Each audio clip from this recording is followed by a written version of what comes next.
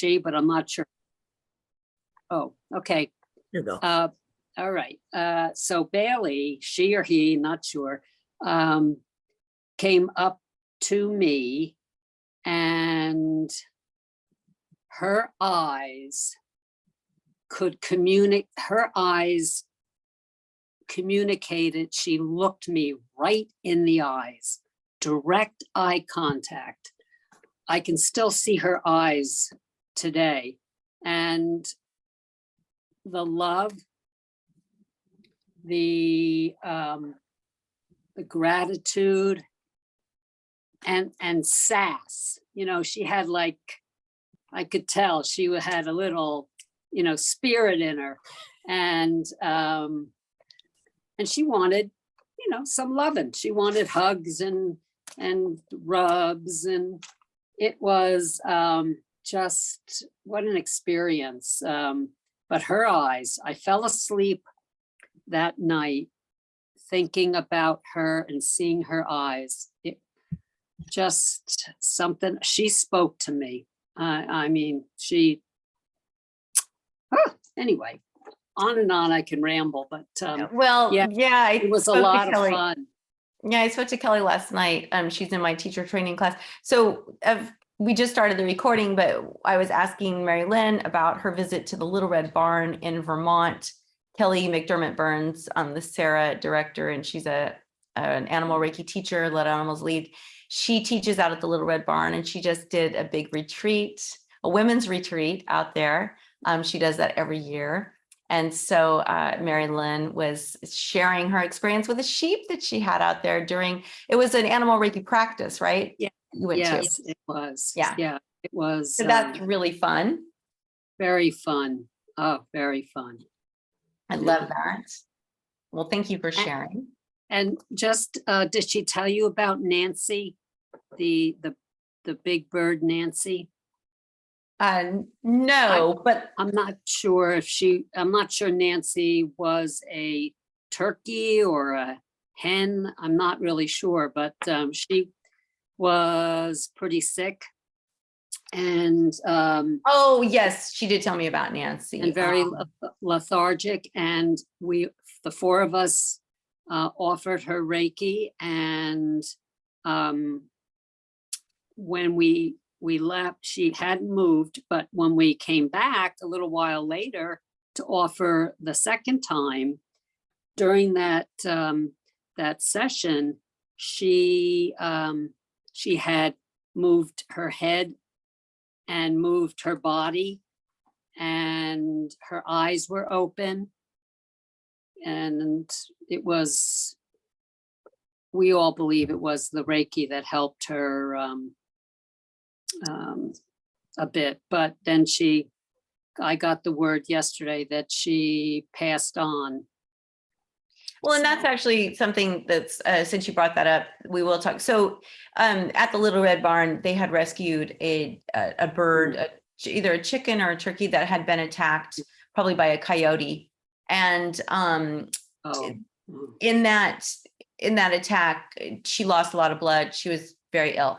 So Missy, the owner of Little Red Barn, brought her in. Now, a lot of times, and I know you probably have a lot to say about this too, Jamie, is that a lot of times animals, when they're injured or when they're sick or when they're ill, or maybe they're in a horrific abuse situation, when they come to sanctuary and they start feeling loved and accepted and supported, they will stay for a couple of days and then they will depart. And a lot of times it's really hard because you want the animal to heal. You want the animal to stay. You know, I know that happened at Remus, one of the horses. It was a horrific abuse situation and they saved the horse, but the horse died a couple of days later. But the horse was surrounded with love and people that cared for that horse. And, you know, animals have this incredible instinct to survive, even in the harshest of conditions. But when they get to safety, a lot of times they give up and they pass. And we have to remember that, you know, first of all, Reiki isn't just there to heal. It's also there to support whatever the animal needs. And that feeling of safety and love, we have to remember it doesn't matter what happened to that animal prior to that, because they live in the moment. So in that moment of when they're there and alive, and even in the moment when they're passing, they feel loved, they feel seen, and they feel important. And that is really validating to them. And so we have to not get caught up in the fact that, oh my gosh, they were only there for 3 days or they didn't get better. We have to focus on the fact that they passed feeling loved, seen, and important. And Jamie, I'm not sure if you want to add to that. Yeah, I think that's so true. And I think sometimes we get caught up on what we want. We want the animal to come. We want to see it live a healthy life. We want it to be happy. We're focused on that when really the physical is the only thing that leaves. The spiritual part of that animal remains. That doesn't go away. That can never be destroyed. And I think sometimes when an animal comes, they come to a sanctuary, they receive that support, they now have, the support they need to make the transition. Because the transition, sometimes I think they can be afraid of, they're unsure, they're still fighting for survival because that's all they've known. And it's just like when people pass away, right? How many stories do we hear where someone is in the hospital and they're struggling, and family comes in and says, it's okay, we're going to be okay, you can go. And then they pass right away. So I think it's very similar to that. And I think that it's a very powerful thing that happens when you come in that situation and you offer Reiki. And you give the animal the strength, the support, and the permission to go ahead and make that transition. Absolutely. And I think that that's such great advice to remember that when people and animals are passing, that, the love and the support that we can give, and not the expectation that you have to be healed or you have to stay, is really empowering when we can get ourselves out of the equation. Because who are we sad for? We're more sad for how we are feeling. We're not sad necessarily for the animal, but we wrap ourselves into it. And now we're like, oh no, I'm sad for this animal, and I'm all wrapped in it. Really, it's what it's bringing up for us, what it is bringing up. Like it's bringing up loss, it's bringing up ending, it's bringing up change, it's bringing all of our triggers up. And we have to learn, and through the power of Animal Reiki, we can do that through this practice. We can learn how to be strong during these difficult times and to help animals pass with grace and dignity, which is really our job as Animal Reiki practitioners. So I just want to say a really quick welcome to Suza, and I hope I'm pronouncing that right. And Mel, welcome, and thank you so much for joining us. Thank you, ladies. Yeah, and this might be just a nice time to mention that Sarah, because so many Sarah members are here, has had a loss with John's passing. I'm sure you all got that email. And again, we send love, we send light, we support, knowing, that the work he did was so important and that his spirit will remain. I think he was such a shining example of someone who gave with just always, he never got upset. He never got mad. He never felt rushed. He would just be like, well, it was always even. He was so in his practice all the time. And I'm helping his family just like clean up the business and help people transfer their sites. And it's amazing hearing all the messages of love and support and just appreciation for who he was. And he was such a shining example of how to be in our lives, that, trouble may come and good times may come. And he's always, oh yeah, that's good. Oh yeah, that's bad. It just was always even. And I dealt with him for 14 years, and lots of issues where I would just be crying and he's like, it's going to be okay. It's going to be okay. Everything's fine. And it always was. And that's so powerful. And, if you think about that, him doing that for me and so many others, think about how we can be that way for animals. If we're always even, we're not like, oh, or, oh my God, we're just even. I love you. I'm there for you. Right. That's really powerful. And I think that John was just a shining example of how we can be when we're with animals, a great reminder that you feel so much more comfort and peace when you're around somebody, either a being, an animal, whoever it is, that is calm during crisis times. And John was always that person. And he was always kind and considerate to everyone, no matter how ridiculous the question. Sometimes to me, if I would ask a ridiculous question, he'd be like, Leah, I'm not even going to answer that, because he knew me. But to other people, if they were to ask the same question, he would be kind and considerate and say, yes, that's a good question, but here's why. You don't have to worry, and whatever that was. And I think that, just thinking about him and the confidence and security he brought to others, that's really what we can do for animals. That's what we can do for each other, is to just be in our practice and keep that just evenness and strength. Mhm. And what a great legacy that he's left us, Yeah. as an example. And just think how we can influence animals, especially those of us at shelters and sanctuaries where we see animals that have been abused or neglected, or have had a hard time. If we don't go in, it just reminds us, right, to focus on the perfection of that animal, and how that's going to support them and help them more than if we go in feeling all sorry and, I just feel so bad, or when we just switch it and it's like, it's all okay, I'm here. How comforting that is when we have someone in our life that says, it's okay, I'm here, we'll take care of this. And for us to do that with animals, it's the same kind of comfort that we can give them, no matter what's happening, whether they're making their transition, whether they, heal, whether they're just perfectly healthy. We can still give them that kind of comfort and support. And we all need that. Absolutely. I love that.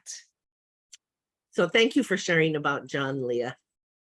You shared about John. I know, but I brought him up, but you knew him a lot better. So I just thought that we needed. Yeah. Well, I appreciate that. And I appreciate the kindness. And I would just really appreciate if all of you could just send prayers to his family and his wife. Of course, this was all very sudden. And, some people might look at this, and this is where our judgment comes in, right? And I wanted to say a little bit about this, is that, so John, it literally was, he was sick. He told his clients he was sick. And then within a week, he said, I have to go to hospice. And then he died. I mean, it was literally 4 days after hospice. I don't even know if they'd shown up yet. But so, some people are like, oh my God, how could he not know? How could he not know? And he had actually gone to an internist in July, and they were supposed to do a CT scan in August. And then because of our crazy healthcare system in America, his insurance wouldn't cover it. So he had to wait until September. And then in September, they found all these tumors. And then they said, okay, well, you've got stage 4 metastatic colon cancer. And then it was, oh, well, we'll be able to do chemo. Then it was, no, we can't do chemo. And then it was, we're calling hospice. And it was just like, boom, boom, boom. And I was talking to the family about his doctor in July, and didn't anything show up? Nothing showed up. So it's impossible almost to believe that he had those tumors, and his blood levels, his white blood count, and all those things weren't elevated, but for whatever reason, it either wasn't caught or it didn't just show up. And I think that was, and I always, when I can, remind his clients that, this wasn't him ignoring a very scary health crisis. It was him doing his best.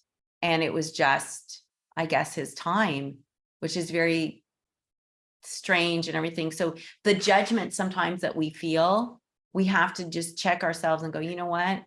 Whatever is supposed to happen is going to happen. All is well. And even if that means someone is passing, it still is all is well. It's all is well for them, because they're going somewhere much nicer than we have here. And it's all well for us because we're here and we can continue his work. And like you said, Jamie, his legacy and he loved animals and he loved dogs. And it's why he gave so much to Sarah for literally for free, basically. I mean, and even I think Kathy O'Brien mentioned on the Sarah Facebook group that in the healing groups, John was working with Kathleen before he worked for Sarah, and he used to monitor the Animal Reiki Source healing group. But back then it was on a Yahoo site, and you could send messages asking for healing, and it was very low tech, right? And then they moved it to the Facebook group, and then it went on from there, and that was a few years ago.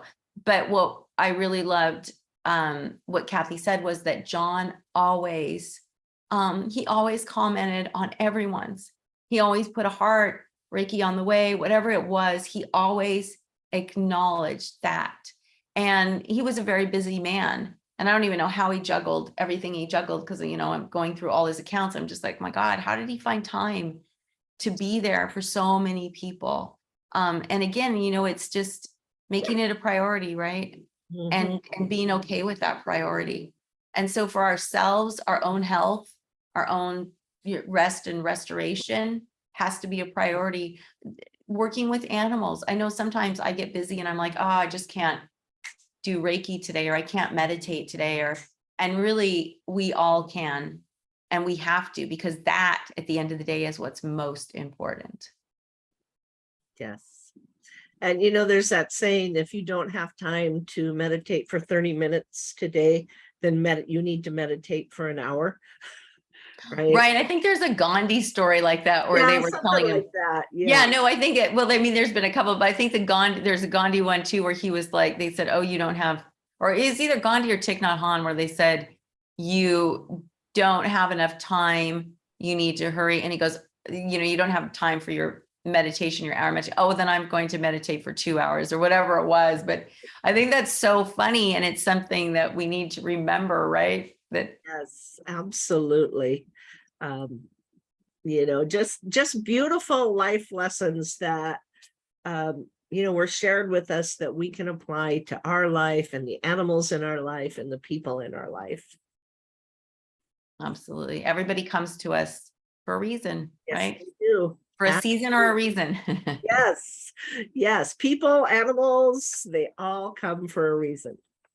Absolutely. And as Mary Lynn experienced, you know, when you put yourself out there, when you go to some Reiki shares, or you put yourself out there at the zoo or at the petting zoos, you know, I know that those are ones that people don't want to go to, but those animals need us. They do.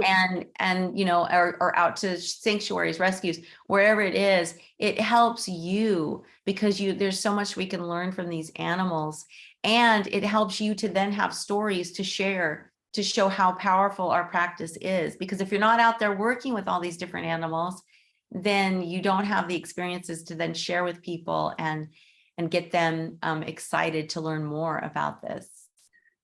Right. And then that just encourages you. The more experiences you have, it just changes you, but it makes you want to continue this work and share it. You want to share it with everyone you can. Absolutely. So Does anyone have a question? it's Q&A again this week. I know we do have one question from Liza. Tiffany has a question. Go ahead. Great. And mute Perfect. yourself. Oh, okay. So everything I have to say just fits in exactly with what you were talking about. I'm going to adopt a 12-year-old little Karen Terrier this weekend. And Thank you. I'm so excited about it. So it's also about like 12. Some of my friends are like 12. So it's also about like it is what it is, like all is well, no matter what age you are or like what you have going on. And also all is well because I have a really reactive dog, and there are a lot of things I have to do to have this adoption happen.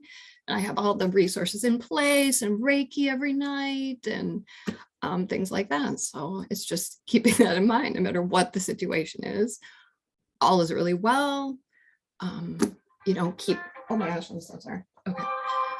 Um, just like keep on with the Reiki is the best thing ever for my little reactive dog. We do it every night in bed before we go to bed. He loves sleeping in the bed with me and gets all curled up in his blankets, and then we sit and meditate in bed, and it's just the most awesome thing. But I do have questions also about classes that I have been working on at a shelter where I volunteer. So I was working, and Jamie and Leah helped me immensely on deciding like what to offer to volunteers and staff at a shelter where I volunteer, and discussing basically like meditation with the animals and teaching from I forgot, it's like a Sarah Packet that goes into what's it called, like stress relief techniques for animal rescuers. Right. And so I've had some good interest in some classes. It's not a really big shelter. I've had I think like 3 classes, and it's more about like getting the practice sessions now.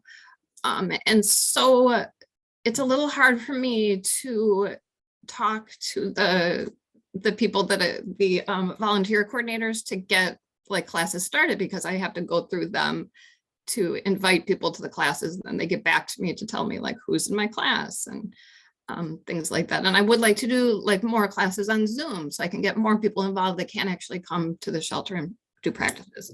But the volunteer coordinator is now saying that she doesn't feel that there has been enough interest in my classes, and maybe I should just volunteer at the shelter.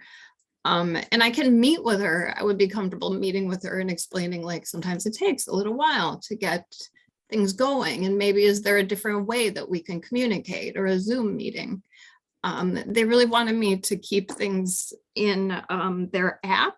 There's some app that they have that I can communicate with people, but I don't think like it's complicated. Oh my gosh, I'm so sorry. No, you're fine. There's my dog. So they won't let me teach classes on like my own Zoom. I just want to see if you have recommendations, like how to address the situation of like, you know, it takes a while to get a new program going. I don't know, you know, if you have any recommendations for that.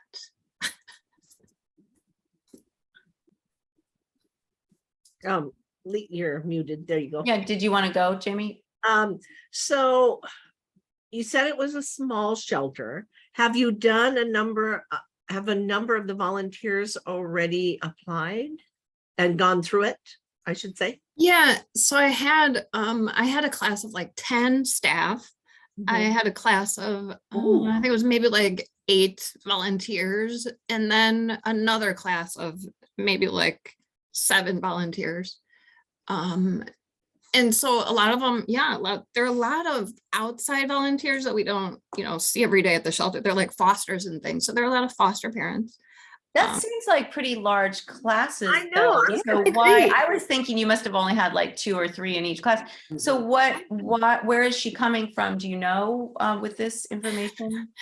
Yeah, honestly, there's a little bit of a history. I don't think the main volunteer coordinator is, I think she thinks meditation is a little strange. I think she thinks the whole situation is a little strange. In the past, she has wanted me to do something other than meditate with the animals. Because I have taken classes in doing massage, things like that also. And I had explained to her like a few years ago that a lot of the animals don't want to be touched. They're in a shelter. They don't really want touch, like that the meditation works a lot better. It's calming. And the manager of the shelter actually was the one that I met with a group of people to start this program and offered this, and she was very interested in it. The manager of the shelter said, yeah, anything you want to do, I think is great.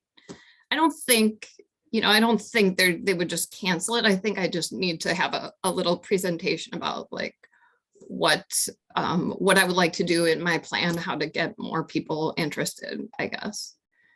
And I'm sort of comfortable doing that. I just don't know how to, I don't know if there's any recommendations that you have about like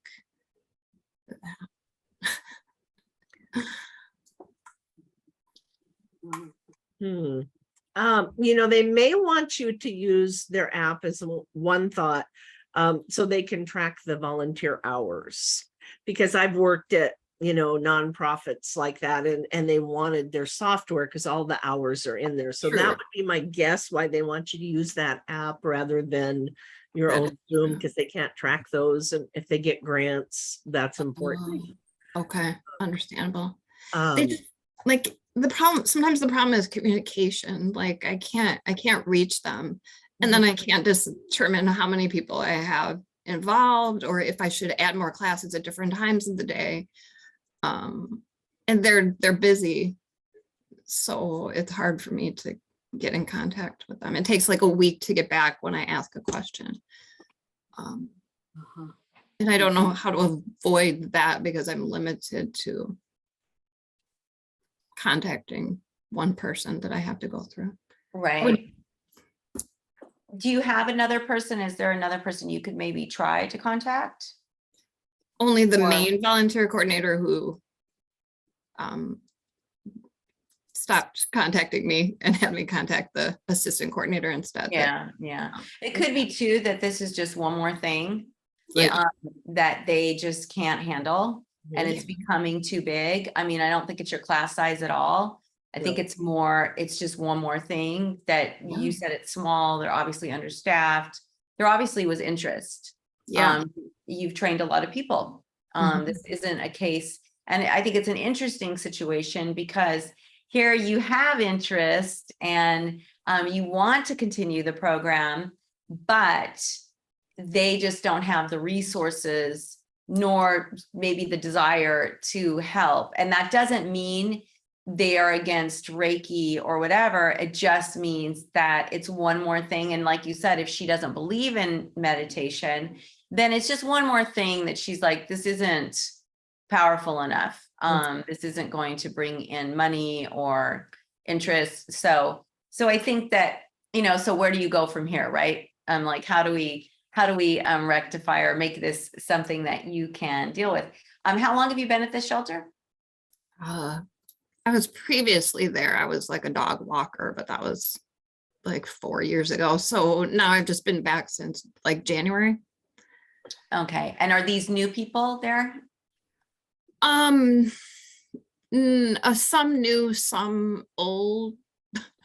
Yeah. some So yeah. I guess that the real question here, one of the questions is, how badly do you want this to happen? I really feel that I have a lot to offer. But yeah, I know you have a lot to offer, but how badly do you want this to happen? What is your desire level on wanting this to happen? Here. This is what I've always wanted. Like, I thought it was so amazing when they offered it to me. I want a multi faceted program. I also do zoo pharmacognosy. I can't pronounce it very well, but like the presentation we just had in Sarah, I've also taken classes in that. So I would like to do that. And lots of different things that can help the shelter animals. So, I mean, I could go back to them and offer a variety of things. I just need, it just takes some time and organization. Well, I think that either way, I would suggest you schedule a meeting, not keep asking questions one off. That's too disruptive. Right. So no matter how long it takes to get the meeting, just say, look, I would love to get, I would say 45 minutes of their time. I wouldn't say an hour. I wouldn't say 30 minutes because it's going to be longer than 30. I would say 45 minutes of your time. I promise to make it fast. I really want to support these animals and tell them all the benefits, why. And sit with them and ask, what about this? And you could say, what I want the meeting about is, I really want to support the animals. I would like to start offering this to the public to bring in money for you. Which then, I'm sure you'd still have to maybe use their app. I don't know, because I know that happened with Kelly too, when she spoke, they wanted to handle everything, and that's understandable. Like Jamie said, they get grants, they have to track things. So, I would say what you need to find out, I would like to find out what about the program didn't people like, because and then say again, how many students you've trained, because that's a large amount of number of students. And then say, I want to work out a way to make this happen without putting more work on your plate. And I'm happy to use the app. I'm happy to do whatever is going to make it easy for you. I just need to sit down with you and just get it from you directly, so that we don't waste time going back and forth with emails, because I know that is a time suck, right? So just really telling them, that this is what you want, you believe in it, and you're excited for it. But you also understand there's limits, right? So you want to make this work. And again, you really want to focus on telling them that, what you're there to do for them, how you want to help them, not anything they can do for you. It's all about what you can do for them. And however that looks. Sounds good. I think that's Yeah. good advice. Wonderful. Thank Would- you. Yeah. Would it help to have something in writing to explain your ideas? Yes. Yeah. Yeah. That's a good idea too. For the meeting, you Good. should be prepared. Yeah. And thank you, Marilyn, for that, Yeah. because you do want to be prepared. You Mhm. want to have your numbers. You want to have what anything that they've told you that might be a block. You want to have a solution. Mhm. And you definitely want to have your notes. I don't know if they'll have time for a presentation or anything like that. Sometimes that's a little bit much, but just having all of your questions down and possible solutions to those questions and getting input from them, so that the meeting is very quick. You could send the questions in your notes ahead of time, if they're well thought out. If not, then just save it, but make sure that you let them know that, look, I'm not there to waste your time. I'm actually here just to get answers as quickly as possible and to move forward, because I really feel like we had actually, and focus on that. I feel like the response to this was very good, because you can say normally in shelters, it's about 6 people in a class, Mhm. which is normal. Because it's new, because people don't really understand what it is. But for you to have such a huge response is in such a small shelter, says a lot. Says that people want something new. And I would also focus on that. This is something new. So the question that we have from Liza, this kind of goes in with it. She asks, how does Reiki work with conventional medicine? But how Reiki works also with conventional, like with shelter work, right? The thing that Mark Malik, one of our vet members of the Shelter Animal Reiki Association, he said that when there's nothing else, he prescribes Reiki. And he always tells his clients, there's nothing else I can do for your animal. You must do Reiki. You must. And so they have a Reiki person there that offers Reiki and all that. But it's that kind of thing. Like, look, this is a way to enhance what you're already doing. This is a way to empower the people that you have and to support the animals. And it's not going to be, this time intensive class or anything. They can learn simple tools to then use with the animals. That is going to create peace, not only with the animals, but amongst your staff and volunteers, because the whole energy of the shelter is going to feel happier, healthier, calmer. And so, focusing on those benefits that they will receive, and don't get caught up in, well, all of this would have to happen this way in order for this piece to come about. Miracles happen all the time, and the animals are there to help you. So don't worry about it. Go in there with your very detailed plan, and, have an end result. You have to know what your goal is and that meeting. And that's where people make a mistake. They're like, well, I'm going to go ask for this, but they don't have a goal in mind to what that looks like if they do get it. So it's really important that when you go in there with questions that you have the end result in mind. So let's say you want to be able to offer classes and you want it to look a certain way, then that's your end result. But then also being flexible with that result, that working within their boundaries. But it's really important for you so that when you go in there, you're not like, well, what I would like is this, but that's what people do. That doesn't exude confidence. But if you go in and say, look, this is what I've been doing. This is how many students I feel like this is a very positive thing. This is what I could do going forward. I know that you have a lot of more on your plate. This is how we can make it easy on you. Now, does any of that sound good? And does that work for you? And have them go, well, actually, this doesn't work because blah, blah, blah. Okay, I didn't think about that. Well, and then if you can think of a solution quickly, great. But if not, you can say, well, is there any way we can work around this? And I'm happy to think about this for a minute and, just sit with it for a minute and then come up with something. But really clarity is key here.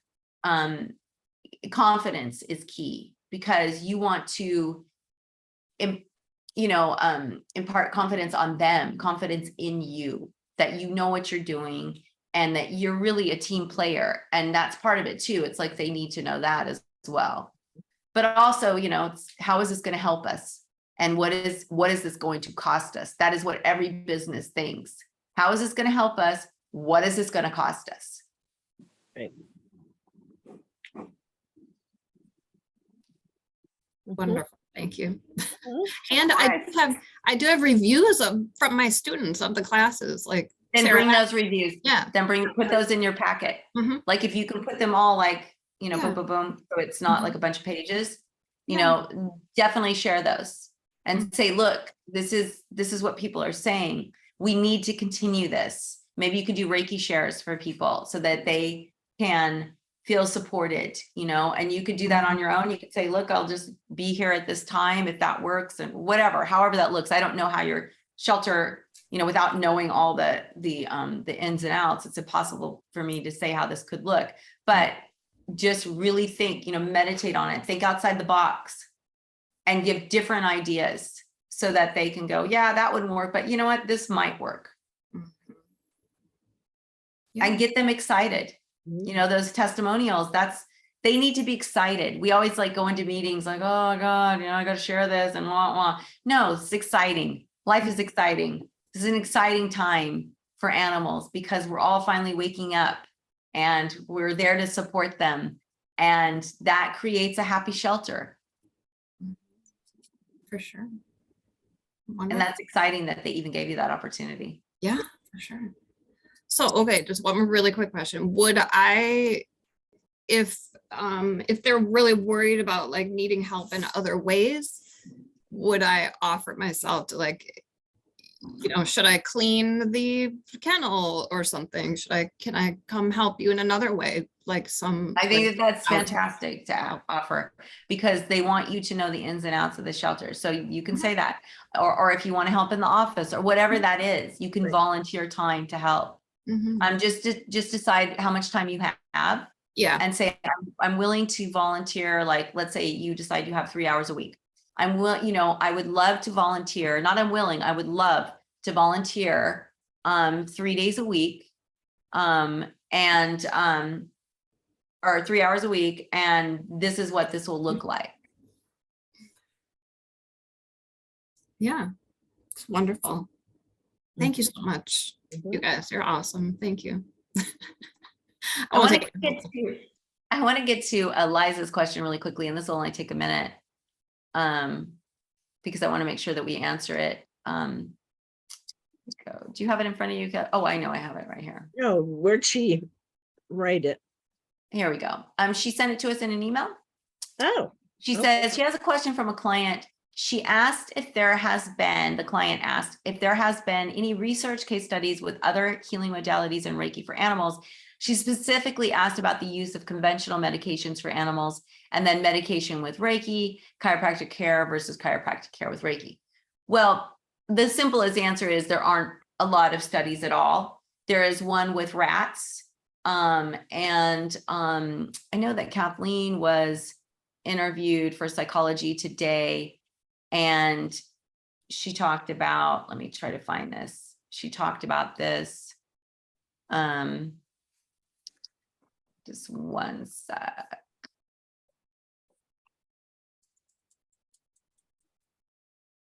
So yeah, so physiologically, Reiki has been shown, I'll just read what she has here. Reiki has been shown to be effective in activating the parasympathetic nervous system.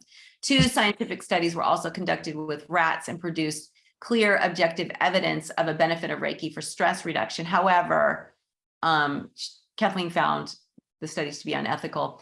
For human patients with chronic health conditions, Reiki has been found to be more effective than placebo for reducing pain and anxiety, depression, and for improving self-esteem and quality of life. So obviously, and there's some links here that I can provide, but obviously there aren't a lot of studies being done, but we all have lots of situations, and like Mark, right? Mark, there's Reiki at his vet clinic, and when an animal, there's nothing else, he says, you know, sometimes Reiki turns everything around, because we are supporting the animal's emotional needs as well as their physical needs, right? So anytime you're using Reiki in conjunction with medicine or chiropractic care or any kind of medical care, of course, it's going to enhance that, because it's Reiki supports whatever is needed, right? We're just creating a support of love, right? And lots can happen in that place of feeling loved, seen, and heard, right? So, you know, for yourself, if someone is saying, oh my gosh, I love you, and you know, I'm here for you, and you're important to me, and that energy of them, right? Animals feel energy so much stronger than we do, then that's really powerful. But a lot of times they go to the vet, or they're getting medicine, or they're getting chiropractic care, and it's very formulaic, right? It's just they're just a patient. Okay, now next. With Reiki added to that, then it goes deeper, because now everybody's relaxed. Now we can focus on calming the body, calming the mind, right? Those emotional needs, the heart, the mind of the animal. Now everything comes down, right? And now the animal can relax, the people can relax. It just creates a very beautiful situation. But do we have studies that prove that? No. But Jamie, I don't know what you want to add to that. Yeah. And you know, the way our science works, if it's not something that we can measure with our tools, you know, whatever the science of the day is, it's not really accepted, right? Or it's not proven. It doesn't mean that we don't see this on a day-to-day basis when we work with this. I actually had a woman call me yesterday. Her dog is 15, going through chemo, an older beagle, and the vet told her, you should try Reiki, it will help with the pain. And so she knows nothing about it, so she called to find out about it. And so at least, you know, it's getting there. We don't have the scientific information for traditional vets to embrace what we do, or, you know, traditional scientists to embrace it, because they need that foundational, here's the research, here's where we've done the experiments and we've documented it. But we are getting to a point where the anecdotal evidence, where people see with their own eyes, some of these holistic vets are much more open to that. But we're not there yet where we can prove that it works according to certain scientific requirements. And some of that is because people just don't want to spend time and money to do a test on something that's not widely known about, right? Yeah. But that's changing, and there are more scientific studies, Mhm. and there's more scientific studies about spirituality. So it's just something that is coming. But right now we have to do, what is it called? Like anecdotal Right. stories. Yep. And that's all we have really. Mhm. So hopefully that's helpful, Liza. We don't unfortunately have a lot of studies, but I will send to you what we do have. Mhm. And as far as your client, I would just explain to her how Reiki goes to the emotions of the animals. And sometimes that's a little harder to measure too, even in scientific studies, because they have to put, plugs all over you. And that's really, it's hard for us to back animal studies because they have to incite. And this is why when Sarah, so many of you don't know, Sarah did an NIH study back in, it was maybe 2009. And the reason they didn't like our study wasn't that because we weren't showing results. It was because we didn't draw blood to check the cortisol levels and we weren't inciting stress. And they're in a shelter. Stress is it's already being, but you have to, in a study, put animals in a perfect condition, induce stress, offer Reiki, and then take blood, before and after to see what the cortisol levels are before Reiki with stress, after Reiki, right? And that's just not something that we can really get behind because it's abusive to animals. So it's this really catch-22 we're in. We want studies. So I would look to the human studies because the human studies would be the same for animals. It's just, are you going to get people to buy that? I don't know. Right.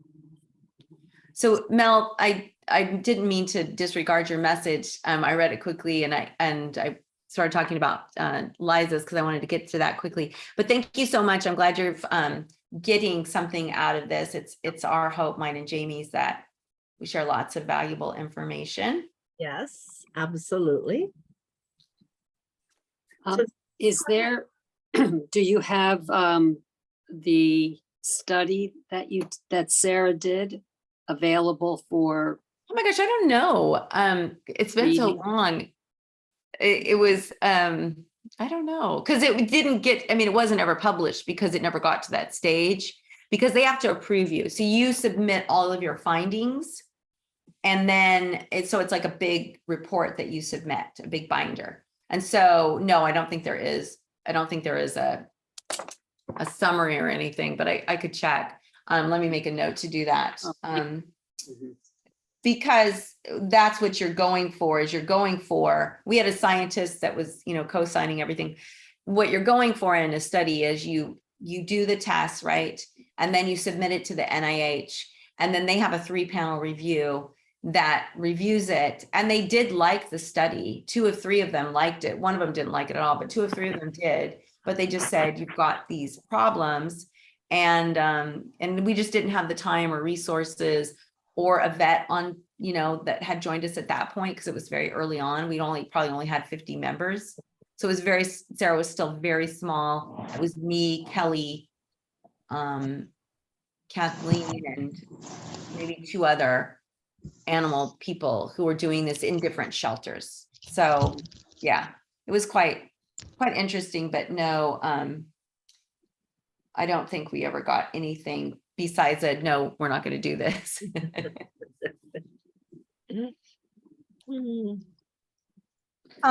I had something real quick.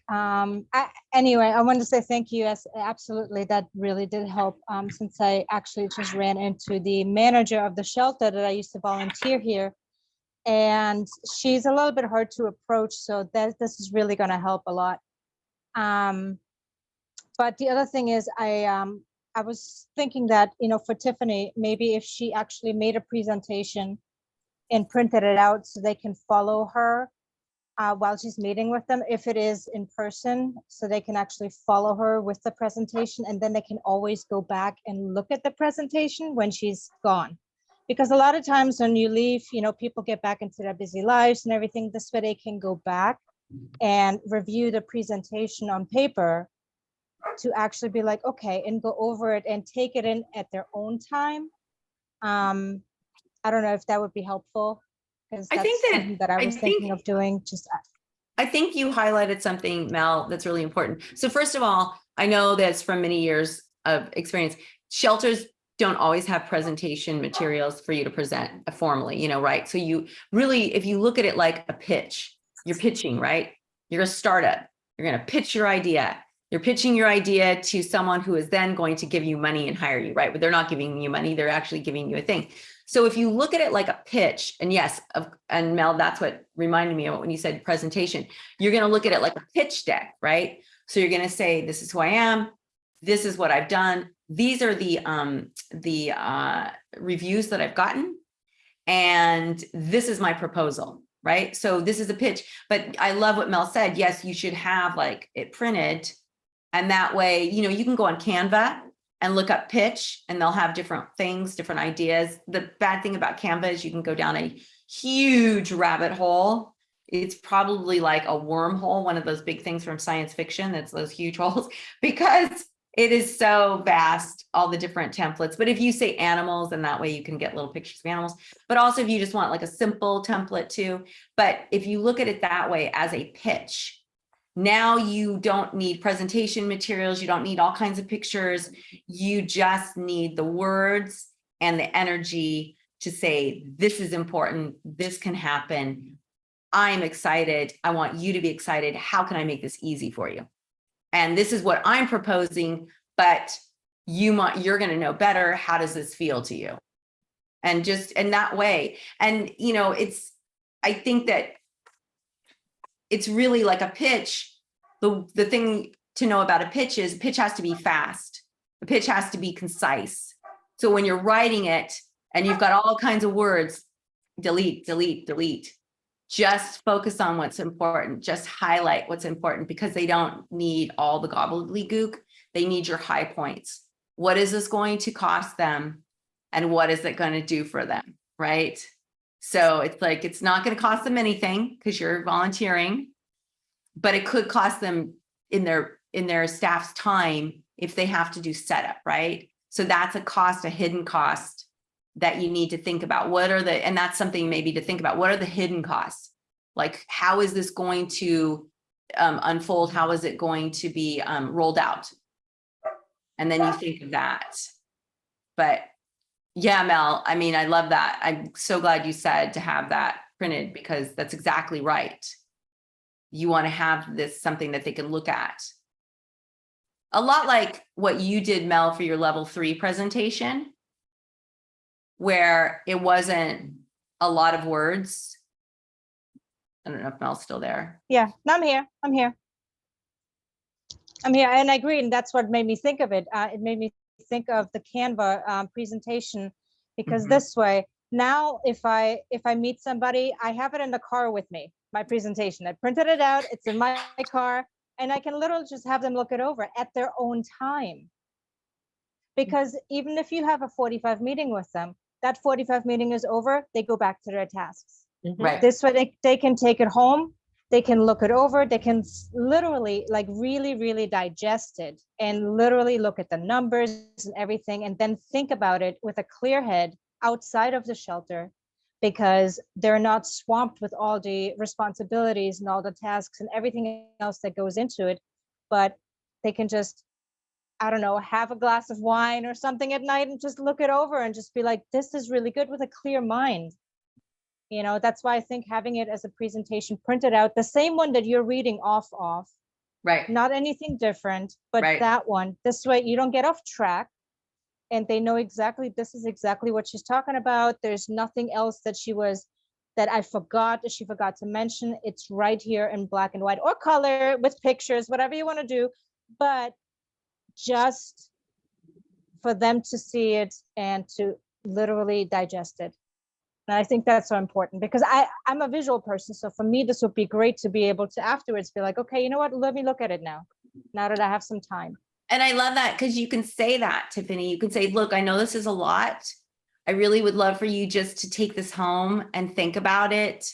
And, or maybe not suggest taking it home, because that's kind of presumptuous, but just say, I would love for you to look at this when, you know, you just have some extra time. And then also leaving extra copies.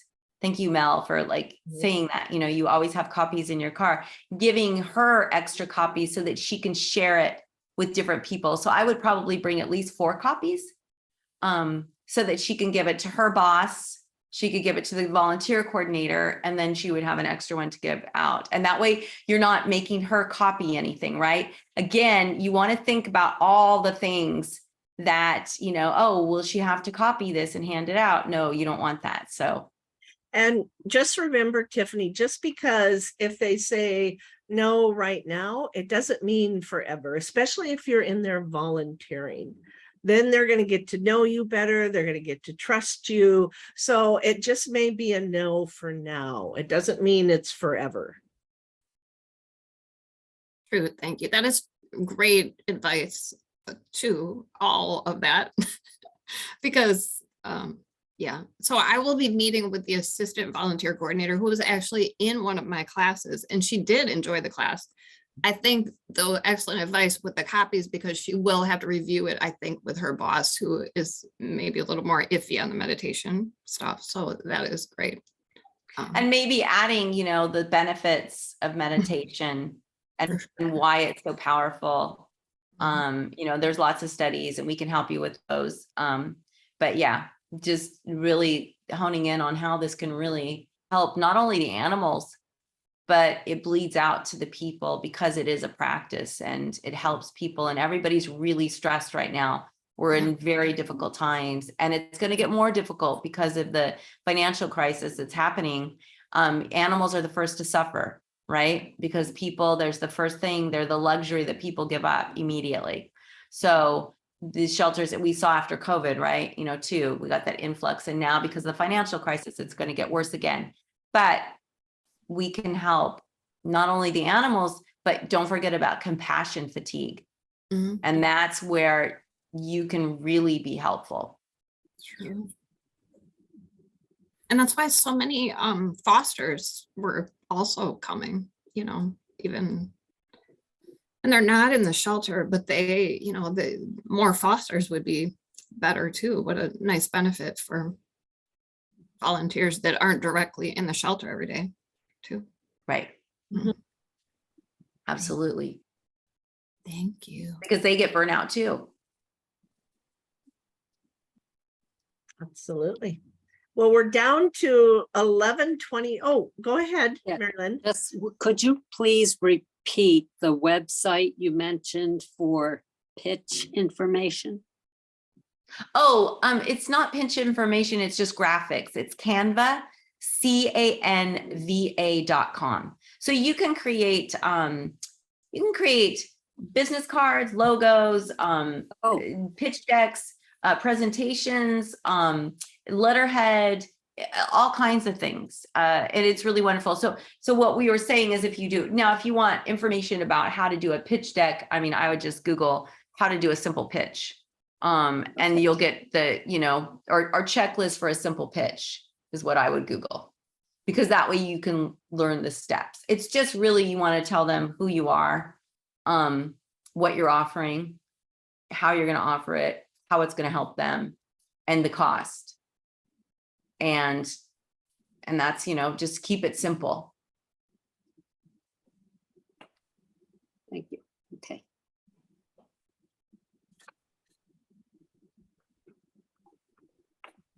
All right. Well, our time is up for today. Do we want to end with a very fast 1-minute meditation if you ladies have time, or? Okay. All right. Well, then let's get comfortable. Oops, I'm sorry. Sorry. Sit with our spine straight. Eyes closed. Go ahead and put your hands in Gasso. And just start by taking a deep breath in and pull it all the way down to your belly. And then on the exhale, release any stress or tension that you might be feeling. Take another breath in, all the way down to the belly. And exhale out all the stresses.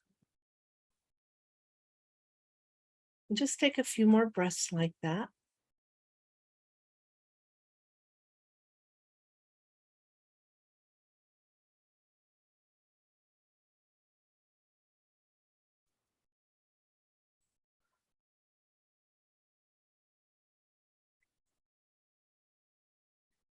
And now let your breath find a natural rhythm.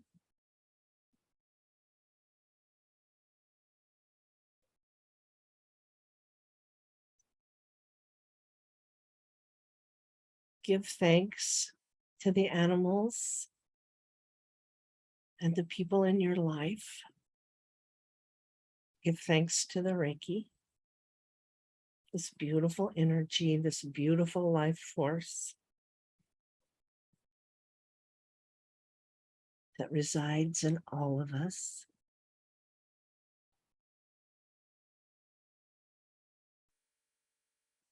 And just sit in this beautiful space, this beautiful Reiki energy and this light.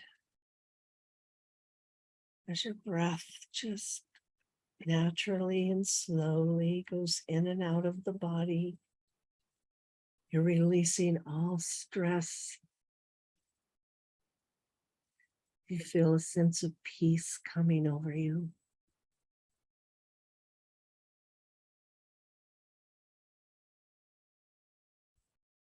And you know that in this moment and always, all is well.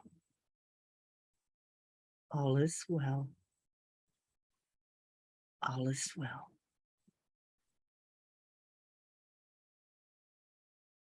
Now take another deep breath in, pull it all the way down to the belly, a nice cleansing breath.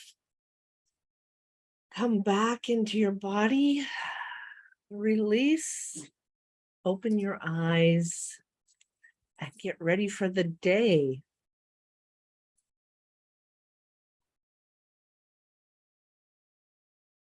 All right. Well, thank you, everyone. Tiffany, Darlene, Souza, I hope that's right, Mary Lynn, Mel, we appreciate you being here. Appreciate you. Thank you. And everyone have a fabulous day. Yes, hope to see you next week. Yes. Bye, Bye. everyone. Bye. Thank Take you care. for joining. Thank you for Good having. luck, Tiffany. Thank Keep us you. posted. Yeah, good luck. Okay.